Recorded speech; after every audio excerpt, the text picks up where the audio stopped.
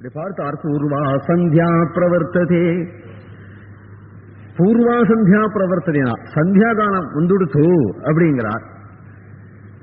இப்படி பார்த்துட்டே உட்காந்துருந்தா ராத்திரி பூரா நான் பார்த்துட்டு இருக்கிறது மாதிரி இப்பொழுது ஆரம்பிச்சாலும் சாய சந்தியா வரையும் பார்த்து உட்காந்துருப்பேன் உன்னுடைய சுந்தர முகத்தை.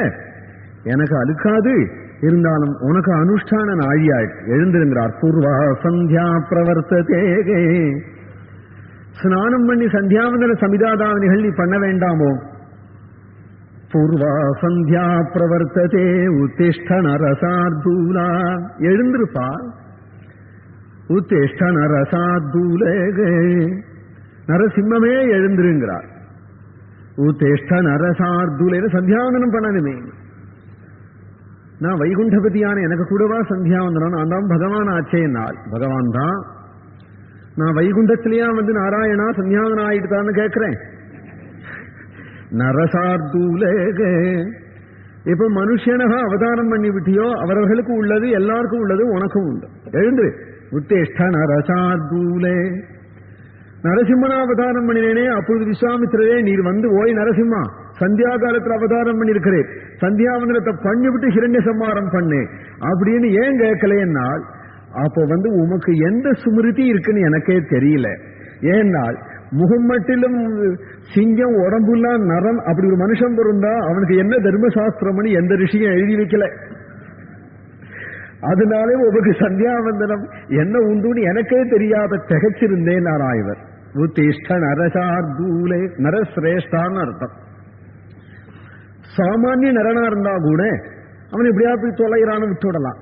நீயோ புருஷோத்தமனா இருப்பதுனால, வழிகாட்டியா இருக்கிறதுனால நீ எதை செய்கிறியோ அதைத்தான் மற்றவர்கள்லாம் செய்வார்கள் வேறு சொல்லிக்கிறியே.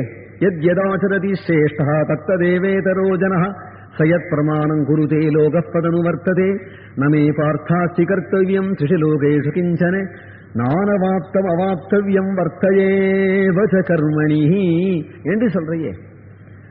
உலகத்தில் வழிகாட்டியாக எப்பொழுது வந்திருக்கையோ அப்ப எழுந்துடணும். உத்திஷ்ட நரசார்தூலே, செய்ய வேண்டியது கர்த்தவ்யம் தெய்வமான்ஹிகம். இப்ப இதனை செய்ய வேண்டியது ஆன்ஹிக கர்மா ஸ்நான சந்தி. நீ செய்யணும், உன்னுடைய தங்க கையால செய்யணும்னு ஆசைப்பட்டுன்னு சந்தியாதேவி நின்று இருக்காளாம்.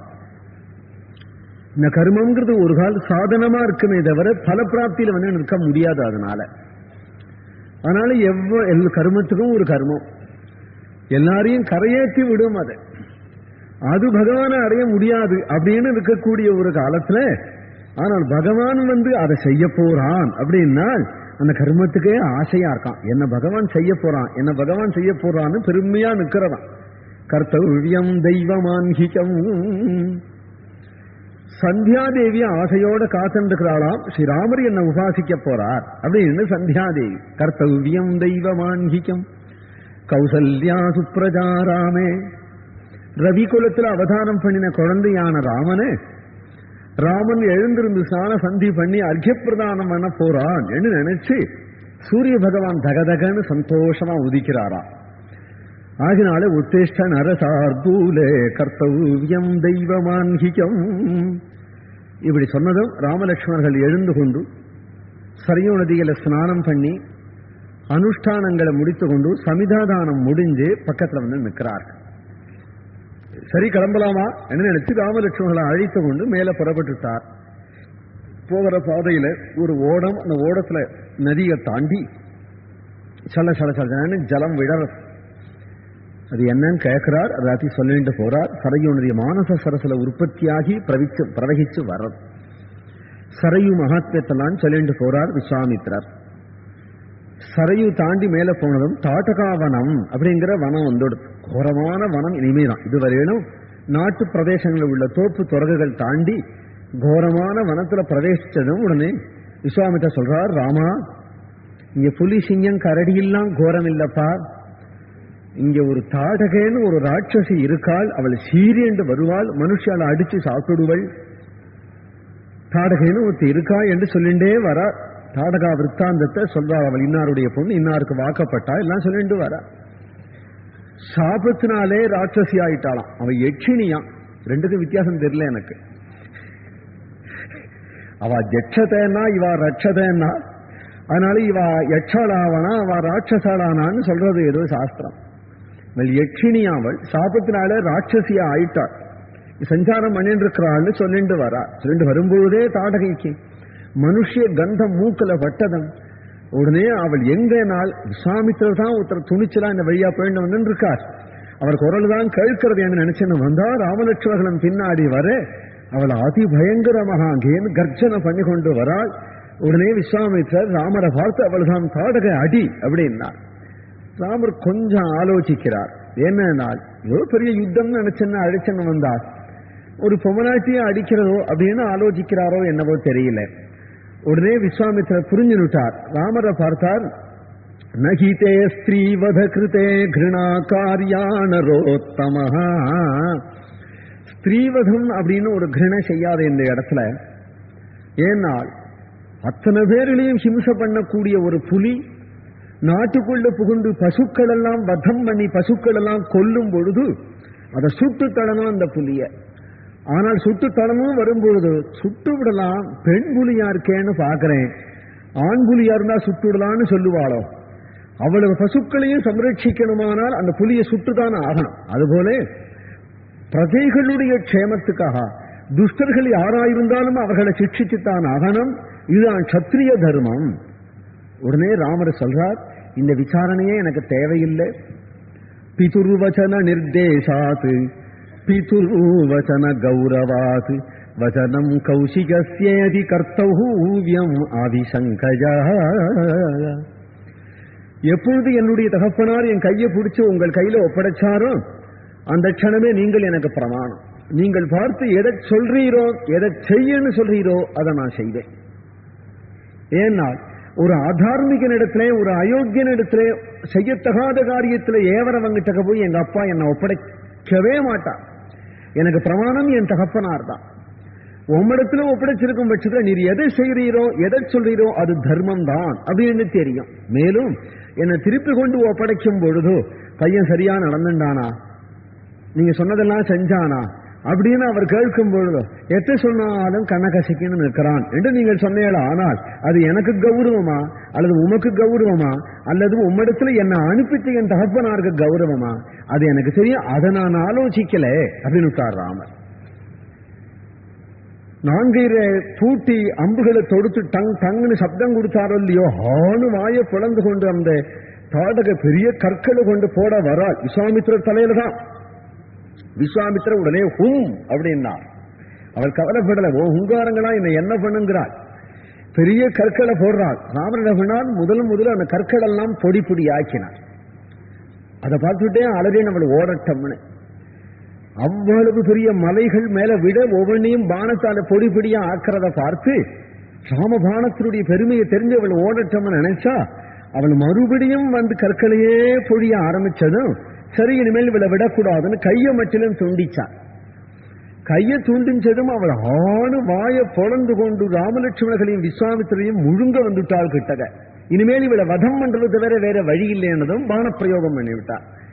அந்த பானம் அவளுடைய மார்புல சர்னு பாஞ்சு கீழே தள்ளி விடுத்த அவளை பானம் வெள்ள வந்ததுன்னா சொல்லுக்கும் கடிய வேக சுடுசரம் கரிய செம்மல் அல்லொக்கும் நிறத்தினாள் மேல் விடுத்தலும் வயிற குன்றேகை கல்லொக்கும் நெஞ்சில் தங்காது அப்புறமும் கழன்று கல்லா புல்லர்க்கு நல்லோர் சொன்ன பொருள் என போயிற்றன்றே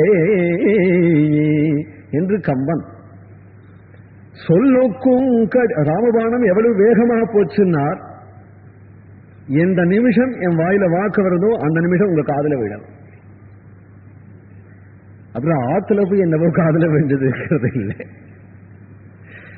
எந்த நிமிஷம் காதல் சொல்றேனோ அதுபோல எந்த நிமிஷம் சந்தானம் பண்ணினாரோ அந்த கோதண்டத்துல அந்த நிமிஷம் அவன் மேல விண்டுதான். அவ்வளவு வேகமா இருக்கான் அந்த சொல்லுனுடைய வேகம். சொல்லுக்கும் கடிய வேக. ஆனா ஒன்னும் அந்த சொல்லுலயும் சுடுற சொல்லு உண்டு. என் சொல்லு அப்படி இல்லைன்னு நினைக்கிறேன். இந்த வேகம் எப்படி சூடு சேரம் வேகம் மட்டும் இல்லை, சுட்டு விடுவாம். அப்படி போய் சுட்டுதான் அந்த தாடகைய. தாடகைக்கு ஒரு விசேஷனம், ராமருக்கு ஒரு விசேஷனம். அல்லொக்கும் நிறத்தினாள், ராமருக்கு கரிய செம்மல். இது ரெண்டுலயும் ஒரு வித்தியாசம் உண்டு போல இருக்கு. ஏன்னா அவரும் கருப்பு, இவளும் கருப்பு. ராமரும் கருப்பு, தாடகையும் கருப்பு. ராமரை கருப்பு தான் சொல்லிட்டாருங்க. கரிய செம்மல், தாடகையும் தான் கருப்பு. கருப்புன்னா ஒரே மாதிரி தானே இருக்குன்னு நினைக்காது, ரெண்டுலயும் வித்தியாசம் இருக்கு. எதுனா நீருண்ட மேகம் வந்ததுன்னா கருப்பு தான், ஆனால் பார்த்தா ஆனந்தமா இருக்கு, சந்தோஷமா இருக்கு. மழை பொழிய போறது, க்ஷேமம் உண்டாக போறது அப்படின்னு பார்க்கறதுல மழை பொழியட்டும் பொழியாத போகட்டும், மேகத்தை பார்க்கணுமே. மழை இல்லா சீமையில இந்த மேகம் வந்ததுன்னா பார்க்கறதே கண்ணுக்கு குளிர்ச்சியாச்சேன்னு தோன்றது மேகத்தை பார்த்து. எம்பெருமான் மேகவண்ணனா இருப்பதுனாலே அவனும் கருப்புன்னு சொல்லணும். இவளும் கருப்புன்னு சொல்றதுக்கு என்ன அர்த்தம்னு நன்னா சொல்றான் கம்பன். எதுனால் அல்லொக்கும் நிறத்தினாகாள்.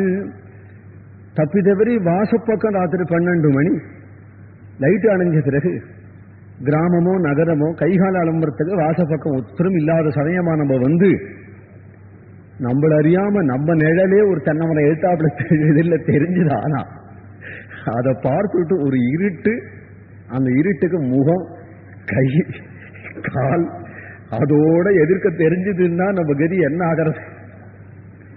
நம்ம தைரியம் நம்மளுக்கே தெரியுமே.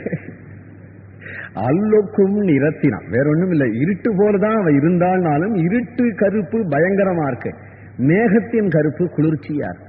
ரெண்டும் கருப்பு தான்னாலும் இது அபயமும் ஆனந்தமும் தரக்கூடிய கருப்பா இருக்கு, இது பயத்தை தரக்கூடிய கருப்பா இருக்கு. அல்லொக்கும் நிறத்தினாள் மேல் விடுத்தலும். ராமருடைய பானம் சர்று போய் பாஞ்சு அவ ஹிருதயத்துல தங்காத அப்புறம் கழன்று போயிடுத்துன்னு சொல்லும் பொழுது இவளை கருப்புக்காக இருட்டுன்னு கம்பன் சொல்ல போக, கதை கேட்கிறவன் அவ்வளவு மெல்லியதா இருந்திருக்குமோ அவளுடைய உடம்பு, இருட்டு போல மெல்லியதா இருந்திருக்குமோ அது போலதான் பானம், அதனாலதான் பானம் சரன்னு போயிருக்குமோ அப்படின்னு நினைச்சிட போறாளேன்னு உடனே இவரை சொல்றாள். அவ ஹிருதயம் அவளுக்கு மெல்லியது இல்லை, வைர குன்றம் போலே அத்தகைய ஒரு கல்லு போன்ற, கல்லுக்கும் நெஞ்சில் அப்படின்னா கல்லுக்கும் நெஞ்சில்ல போய் அப்படி புகுந்துதான் ராமபானம்னார். ஆமா, ராமபானம் சரன்னு அதை உடைக்காம ஒரு ரவுண்டு போட்டு உள்ள ராமபானம் புகுந்துதானால் ராமபானத்தினுடைய கூர்மை அது புகுற முறை. அப்படி புகுந்து உள்ள பேர் உள்ள போய் கல்லொக்கும் நெஞ்சில் தங்காது தங்குமா, தங்குமா அந்த பானம் தங்குமா, தங்காதுங்கிறது இல்லை தங்குமா. ஏனால் வாலியினுடைய மார்பல போட்டதும் வாலி கீழே முந்ததும் அந்த பானத்தை இப்படி பிடிச்சு பார்த்தான், தங்கியிருந்தது. மும்மை சால் உலகுக்கெல்லாம் மூலமந்திரத்தை. உடனே அந்த பானத்துல ராம அப்படின்னு தாரக மந்திரம் இருந்தது பார்த்தான்னு சொல்லியிருக்கேன். தங்கிருக்கு இல்லையா வாலி மார்பல, இவள் மார்பல ஏன் தங்கலேன்னார். சில பேர்களுக்கு மருந்து தங்கலையானா இன்ஜெக்ஷன் ஊசியில அந்த மருந்தை ஏற்றி அப்பொழுதாவது அவள் மேல குத்தியாவது அந்த மருந்தை உள்ள செலுத்துற வழக்கம். அதுபோல ராமநாமமாகிய ஔஷதம் இவளுக்கு பிராணம் போற காலத்துல செல்லுபடி ஆகலையேன்னு நினைச்சு இவருக்கு ஒரு ஊசி போட்டா அந்த ஊசி மூலமாவும் தங்காதபடி, ராமநாமம் தங்காதபடி ராமர் இப்படி செய்வராம். யாருக்கு வாயால ராமா வரலையோ, யாருக்கு காதுல ராமா செல்லலையோ, யாருக்கு நாக்கால ராமா வரலையோ, எவர்கள் கரையேறத்துக்கே வழி இல்லையோ அவளுக்காக தான் கோதண்டர் பானம் வச்சிருக்கார். பானத்துல ராமான்னு போட்டு இந்த பானத்தை சரந்து போட்டாக்க இது சரக்குன்னு உள்ள ஏற்றி அவன் கீழே விழுந்தான்னா ஆவகத்து பரமாங்கதியும்